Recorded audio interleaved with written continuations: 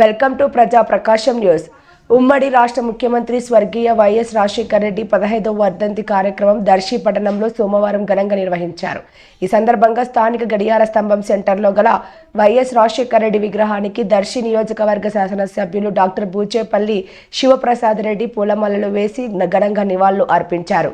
అనంతరం అద్దంకి రోడ్డులోని రెడ్డి కాంప్లెక్స్ వద్ద గల 3 బొమ్మల సెంటర్ వద్ద గల వైఎస్ రాజశేఖర రెడ్డి విగ్రహానికి పూలమాలలు వేసి నివాళులు అర్పించారు.